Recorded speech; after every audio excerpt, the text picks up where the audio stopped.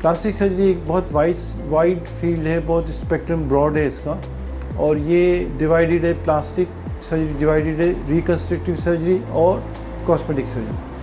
Reconstructive surgery کا مطلب یہ ہے کہ جو چیز موجود نہیں اس کو بنانا، جیسے کسی کی ناک نہیں، میں نے اس کی ناک بنا دی، کہیں سے گوشت ووشت لے کے ہڈی لے کے بنا دی ناک، تو وہ ریکنسٹرکٹیو سرجری۔ لیکن ایک ناک موجود ہے، بندے کی ناک بالکل صحیح ہے، لیکن وہ چاہتا ہے کہ اس میں کچھ چینجز ہو جائیں، کچھ تبدیلیاں ہو جائیں، وہ اپنے حساب سے چاہتا ہے کہ میری ناک کی ٹپ بڑی ہو جائے، ٹپ یا چھوٹی ہو جائے، یا جو بھی وہ اپنی خواہش کا اظہار کرتا ہے، اور ہم یہ سمجھتے ہیں کہ اس کی خواہش وہ صحیح ہے، تو ہم اپروپریٹ ہے، تو پھر ہم اس کی سرجری ڈیسائیڈ کرتے ہیں۔ کاسمیٹک سرجری اب فردر جو آگے جا کے پھر دو میں ڈیوائیڈ ہو گئی، ایک انویزو اور ایک نان انویزو۔ پی آر پیز ہیں، یہ ساری چیزیں نان انویزو میں آتی ہیں۔ انویزو کا مطلب یہ ہے کہ باقاعدہ سرجری ہو، کٹم پٹی ہو، فیس لفٹ ہو، بریسٹ لفٹ ہو، بریسٹ ریڈکشن ہو، گائنیکومیسٹیا ہو، یہ بہت ساری چیزیں ہیں جو اس میں آتی ہیں انویزو کاسمیٹک سرجری میں۔ تو جو پلاسٹک سرجری کے اسپیکٹرم ہے وہ کنجنٹل اینوملیز ہیں، یعنی پیدائشی نقائص ہیں، پھر پوسٹ ٹرامیٹک ڈیفیکٹس ہیں، چوٹ کے بعد کے نقائص ہیں، پوسٹ برن ڈیفیکٹس ہیں، برنس جلنے کے بعد کے نقائص ہیں۔ برنس کا مینجمنٹ بذات خود ایک بہت بڑا چیلنج ہے، اور پلاسٹک سرجنز سارے برنس کا مینجمنٹ کرتے ہیں۔ پھر اسکن کے کینسرز ہیں، اس کو وہ دیکھتے ہیں، اور اسکن کی تمام بیماریاں جن میں سرجری کی ضرورت ہوتی ہے وہ پلاسٹک سرجن دیکھتے ہیں۔ تو اس میں جو بڑا پرابلم ہے پاکستان میں، جو سب سے بڑا پرابلم ہے وہ جو غریب لوگوں میں پایا جاتا ہے، وہ میں نے 3-4 چیزیں دیکھی ہیں۔ ایک تو کٹا ہوا ہونٹ، کٹا ہوا تالو ہے، دوسری پیدائشی نقص جس کو ہم ہائپواسپیڈیس کہتے ہیں، جس میں لڑکوں میں پیشاب کی جگہ نیچے ہوتی ہے، اس کو ہائپواسپیڈیس کہتے ہیں۔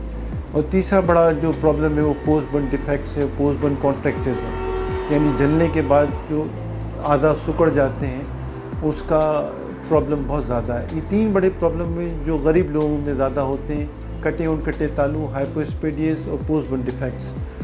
اب ان میں جو سب سے بڑا پرابلم ہے کہ سارے کے سارے پیشنٹ زیادہ تر پیئنگ نہیں ہوتے، زیادہ پیسے نہیں دیتے، ان کی سرجریاں بھی زیادہ ہوتی ہیں، اسٹیجز میں ہوتی ہیں، اور بہت سارے مریض چونکہ غریب ہوتے ہیں تو ساتھ میں نیوٹریشن وائز بھی اچھے نہیں ہوتے، اور ان کی بیہوش دینا، ان کو مینیج کرنا وہ بھی مسئلہ ہوتا ہے۔